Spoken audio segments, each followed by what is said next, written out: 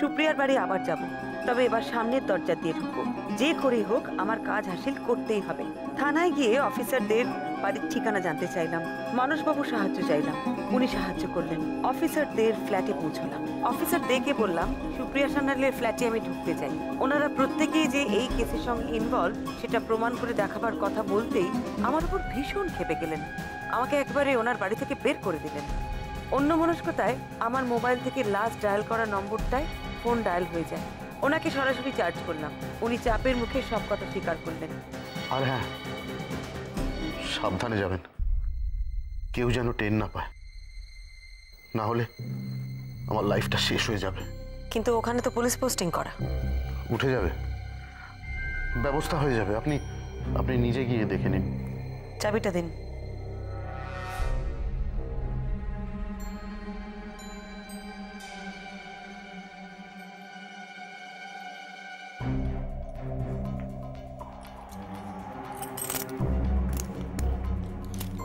Thank you. ও হ্যাঁ mister দে, আচ্ছা সুপ্রিয়া সান্যাল অরূপের নামে যে ডায়েরিটা করেছিলেন সেটা কি উনি সত্যিই করেছিলেন না ওটাও আপনারা? না না ম্যাডাম, না, ডায়েরিটা অরূপ রায়ের নামেই করা হয়েছিল। ইনফ্যাক্ট উনি যখন ডায়েরিটা করছিলেন আমি বেশ অবাকই হয়েছিলাম। আমি ওনাকে বলেও ছিলাম। অরূপ রায়? ম্যাডাম আপনি শিওর আপনাকে যিনি থ্রেট করছেন তার নাম অরূপ রায়? অফকোর্স, হ্যাঁ।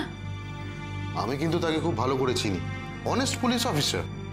এরকম একটা কাজ করা তার পক্ষে কোয়াইট আনন্যাচারাল। আমাকে ফোনে থ্রেট করা হচ্ছে, সে নিজে ফোনে তার নাম বলছে, আর আপনি আমায় সন্দেহ করছেন? আচ্ছা ম্যাডাম, আপনি কি কখনো তাকে সামনাসামনি দেখেছেন? মানে দেখলে চিনতে পারবেন? না, দেখলে আমি মানে আমাকে তো ফোনে হুমকি দেওয়া হয়, আমি দেখলে কি করে চিনব? কিন্তু প্লিজ স্যার, আপনি ডায়েরিটা নিন আমার। বাহ, অরূপকে ফাঁসানোর ভালোই ব্যবস্থা করেছিলেন আপনারা। বিশ্বাস করুন, এতে আমি ছিলাম না। শুধু ওই ডায়েরিটা নেওয়া ছাড়া। আচ্ছা ঠিক আছে, মানছি ডায়েরি করার সময় আপনি কিছু জানতেন না, কিন্তু আপনার ফোনটা অরূপের ফোনে ডাইভার্ট করা, সুপ্রিয়া সান্যালকে আপনার পার্সোনাল নাম্বার দেওয়া, এগুলো তো আপনি ছাড়া আর কেউ করেনি। ঠিক করে বলুন তো মিস্টার দে, আপনি একাই ছিলেন এসবের মধ্যে না আরো অনেকে ছিল? ম্যাডাম আপনি যান, গিয়ে ফ্ল্যাট সার্চ করুন, দেখুন অরূপকে বাঁচানোর কোনো ক্লু পান কিনা। এর থেকে বেশি আমাকে দিয়ে কিছু বলাবেন না। ঠিক আছে।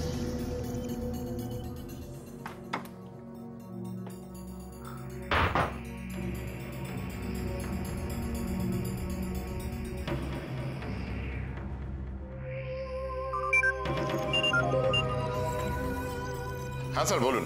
হ্যালো ঘোষবাবু, রাম সিং কোথায়? রাম সিংটা এখন ওই সুপ্রিয়া সান্যালের ফ্ল্যাটে আছে স্যার। আচ্ছা শোনো, ওই ফ্ল্যাট থেকে দিনের বেলা পুলিশ পোস্টিংটা তুলে নাও। কেন স্যার? যা বলছি তাই করো। দিনের বেলা পুলিশ পোস্টিং দরকার নেই, শুধু রাতে রাখো, আর উইথ ইমিডিয়েট এফেক্ট। আর রাম সিংকে একবার আমার বাড়ি পাঠাও, কিছু ফাইল পাঠাবো। Okay sir.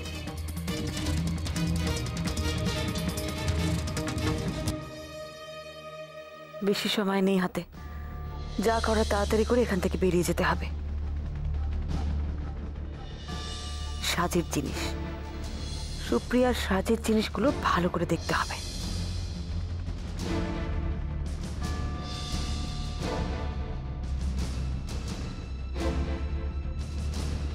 সাজের জিনিস, কাজল।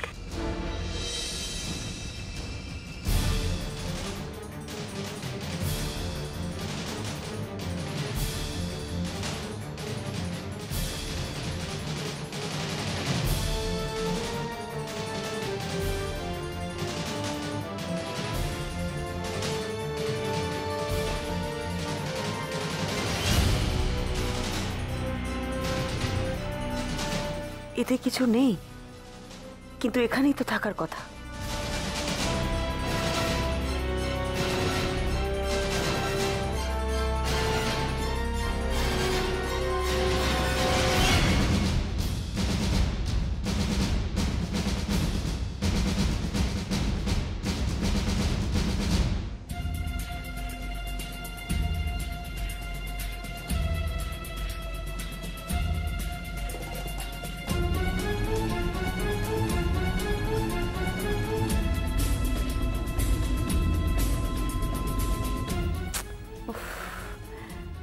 এতেও নেই।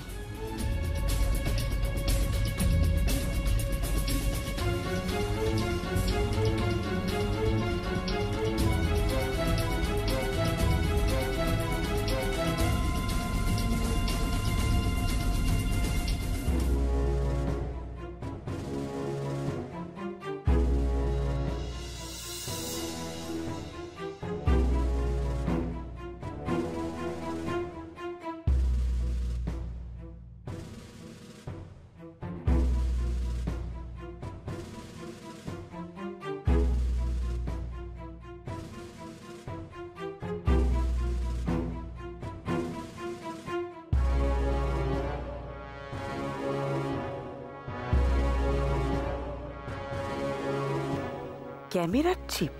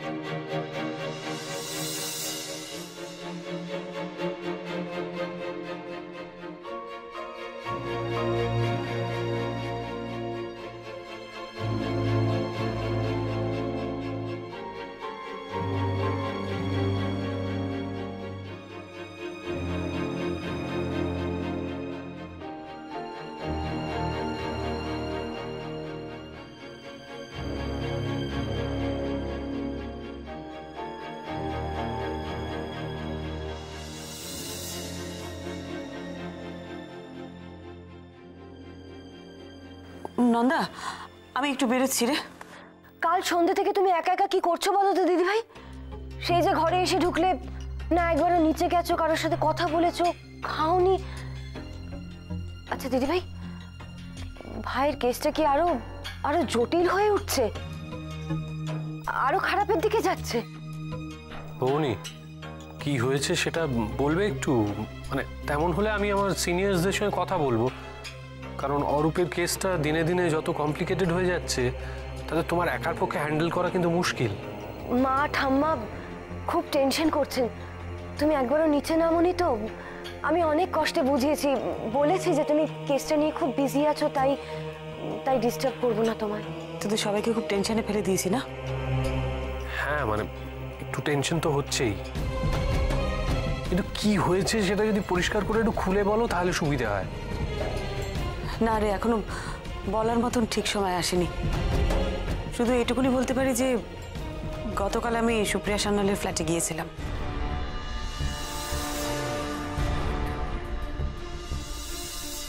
সে কি দিদি ভাই, আবার ওই ফ্ল্যাটে, তাও আবার একা একা? ওই ওই পাইপ বেয়ে উঠেছিলে? না না, আমি দিনের বেলায় গিয়েছিলাম, সামনের দরজা দিয়ে, তালা খুলে। মানে চাবি দিয়ে? মানে তুমি চাবি পেলে কোথায়? পুলিশ কি তোমার সঙ্গে ফাইনালি কোঅপারেট করেছে? কিভাবে কি করে সেসব বলার সময় এখন আমার নেই। তবে একটা কথা বলতে পারি, একটা দারুণ ভালো ক্লু পেয়েছি, আর সেটা কি কাজে লাগাতে হবে এবার। তুমি এখন কোথায় যাচ্ছ? যা প্রমাণ পেয়েছি সেটা আমি অরূপের বসকে গিয়ে দেখাবো। আমার ব্যাগে একটা চিপ আছে, সেটা এই ল্যাপটপে আমি ওনাকে দেখাবো, তারপর যা করার পুলিশ করবে। আমিও তোমার সাথে যাবো দিদি ভাই, তুমি একা যেও না, দাঁড়াও। আরে না না, তোর এখন রেডি হতে সময় লাগবে, আমার হাতে একদম সময় নেই। অরূপকে যত তাড়াতাড়ি পারি আমায় ছাড়াতে হবে। না না, আমি এইভাবেই যাব, শুধু ফোনটা আর পার্সটা নিয়ে নেবো, কেমন?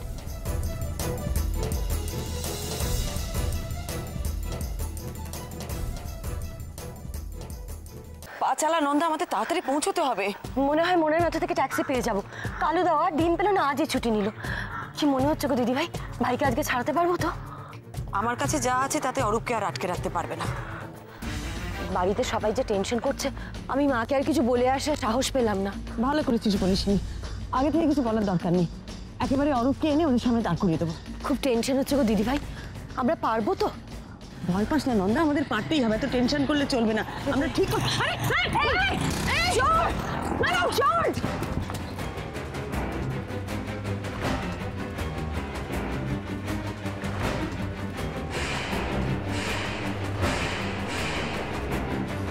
কি হবে দিদি ভাই, কি হবে?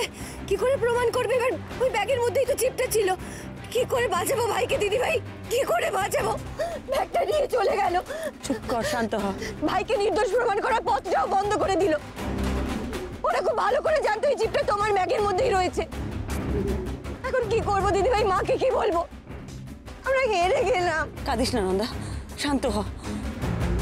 অরূপের বসের কাছে চল, উনি নিশ্চয়ই আমাদের সাহায্য করবেন।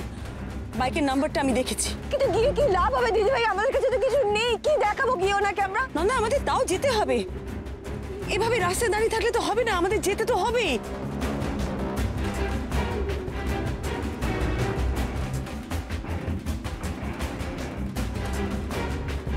হ্যালো, হ্যাঁ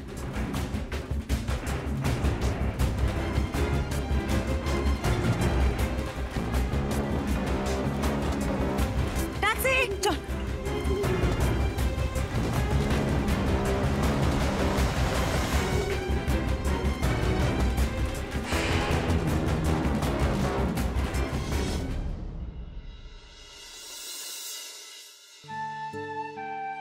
আচ্ছা মিমি, তুই কি ঠিক করেছিস বলতো? মানে তুই ঠাম্মার ঘরেই বসে থাকবি সারাদিন রাত, এখান থেকে কোথাও নড়বি না, তাই তো? মিমি,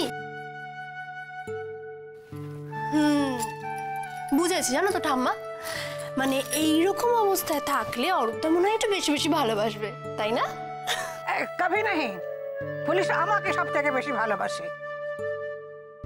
ও প্রেমী দিদি ভাই যাই বলুক, নইলে দিনের পর দিন আমি ওর পকেট সাফ করে জেনেও ও পকেটে টাকা রাখে। বারে বা ঠাম্মা, বাহ, ভারী অকৃতজ্ঞ তোমরা, জানো তো? কটা দিন আগে আমি তোমাকে আর মিমিকে যে 200 টাকার ফুচকা খাওয়ালাম, সমস্তটা ভুলে গেলে? হ্যাঁ, আমি এখন পর হয়ে গেলাম আর কাছের মানুষ হয়ে গেল ওই বেটা মারকুটে পুলিশ। মিমি, জানিস তো বৌমনি না কেসটা প্রায় সলভ করে ফেলেছে। তোর এক্সাইটেড লাগছে না? হ্যাঁ, শোন না, আর তো মাত্র কয়েকটা দিন, তারপরে দেখবি অরূপদা বর্ষে যে সোজা তোর সামনে দাঁড়িয়ে রয়েছে। ভালো লাগছে না তোর? বল, ভালো।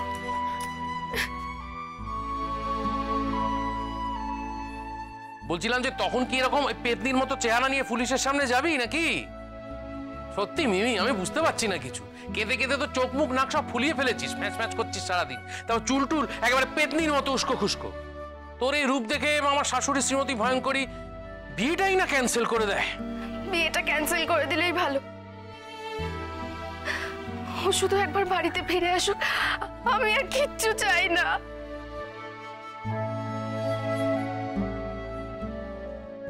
ও মিমি দিদি ভাই, একবারে পুলিশ থেকে ও হয়ে গেল, হ্যাঁ? এই তো দুদিন আগেও কি চড় ঘুষি কি না করতিস, শুম্ভ নিশুম্ভর লড়াই চালাতিস। কবে এত ভালোবাসলি রে দিদি, হ্যাঁ? আমাকে বল তো দিদি ভাই, পুলিশের মধ্যে এমন কি দেখলি যে এত ভালোবাসলি আর আমরা সব পর হয়ে গেলাম? আচ্ছা মিমি, তুই তো বড় হয়েছিস, বুঝতে পারিস না এই ব্যাপারটা? তুই এরকম মন খারাপ করে থাকলে, এরকম উস্কো খুস্কো হয়ে থাকলে বাবা মার মনের উপর তো চাপ পড়ে।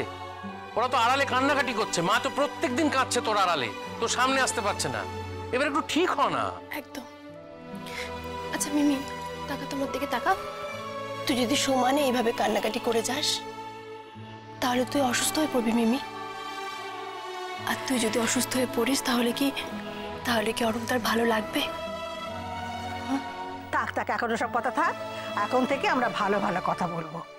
তার আগে একটু পায়েস মুখে দে তো দিদি ভাই। এই দুদিন ধরে কিচ্ছু খাসনি, আয় আমি তোকে খাইয়ে দিচ্ছি।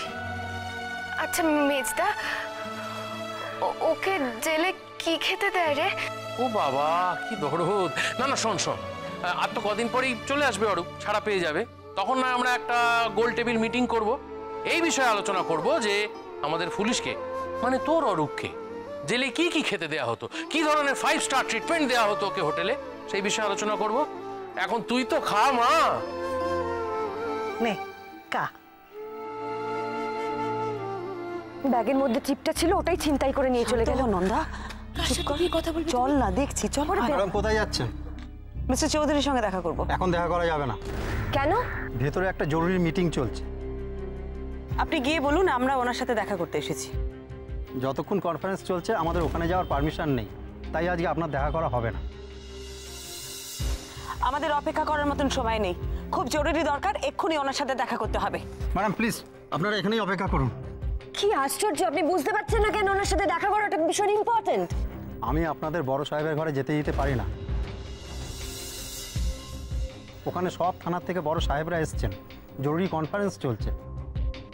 থানার সব বড় সাহেবরা আছেন? বাহ, তাহলে তো আরো ভালো হলো। নন্দা, আমাদের কথা ওনাদের সকলের সামনে জানালে ওনাদের কিন্তু অ্যাকশন নিতে আরো সুবিধে হবে, আমাদের কাজটা আরো সহজ হয়ে গেল, বুঝলি? আপনাকে অনেক ধন্যবাদ আমাদের জানানোর জন্য। চলে আয় নন্দা। সরি ম্যাডাম, আর এগোবেন না, আমি কিন্তু অন্য স্টেপ নিতে বাধ্য হব।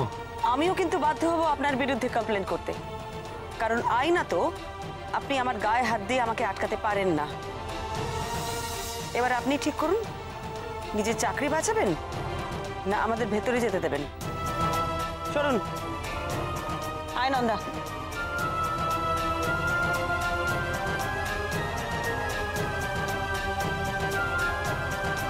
আমাদের শহরে ক্রাইমের হার অনেকটা কমে এলেও ক্রাইমকে আমরা সম্পূর্ণ নির্মূল করতে পারিনি। ক্রাইমকে আমাদের নির্মূল করতেই হবে, তাই আমাদের আত্মসন্তুষ্টির কোনো জায়গাই নেই। ইনফ্যাক্ট পাবলিকের সাথে আমাদের রিলেশনটাকে আরও বেশি মজবুত করতে হবে। পাবলিক যেন আমাদের ভয় না পায়, কারণ ভয় পেলে তারা আমাদের কাছে আসবে না। চারিদিকে খুন, ডাকাতি, ছিনতাই যেগুলো হচ্ছে, সেই কমপ্লেন যেন তারা সোজা এসে আমাদের করে, তারা যেন আমাদের বিশ্বাস করে। তারা যদি আমাদের কাছে না আসে, যদি আমাদের সহযোগিতা না করে, তাহলে আমাদের ক্রিমিনালদের ধরতে পারবো না, তাদের সহযোগিতা ছাড়া কিচ্ছু করা যাবে না। তাই পাবলিকের সাথে আমাদের রিলেশনটাকে অনেক বেশি ইজি করে তুলতে হবে। পাবলিক ছাড়া আমরা কিছুতে চলতে পারবো না।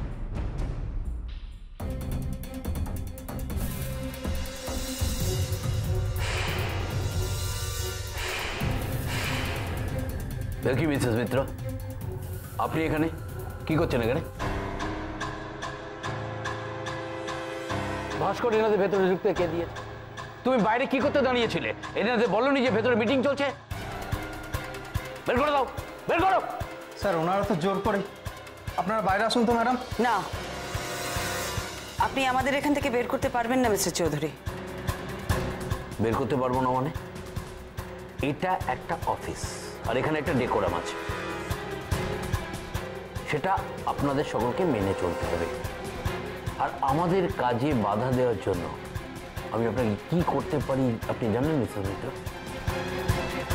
কি করতে পারেন আপনি? অ্যারেস্ট, তাই তো? বেশ, তাই করুন। কিন্তু তা হলেও কিন্তু আপনাকে আমার কথা শুনতে হবে মিস্টার চৌধুরী।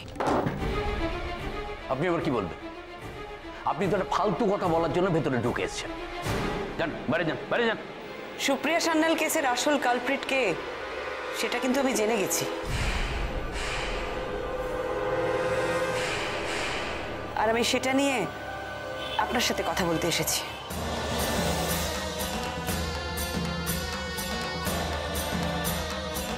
সুপ্রিয়া সান্যাল কেসের আসামি এখন ইনার কাস্টাডিতে আছে। ভুল, আপনি ভুল বলছেন মিস্টার চৌধুরী। অফিসার অরূপ রায় সুপ্রিয়া সান্যালের খুনি নয়, আর সেই সব প্রমাণ নিয়ে আমি আপনার কাছে এসেছি।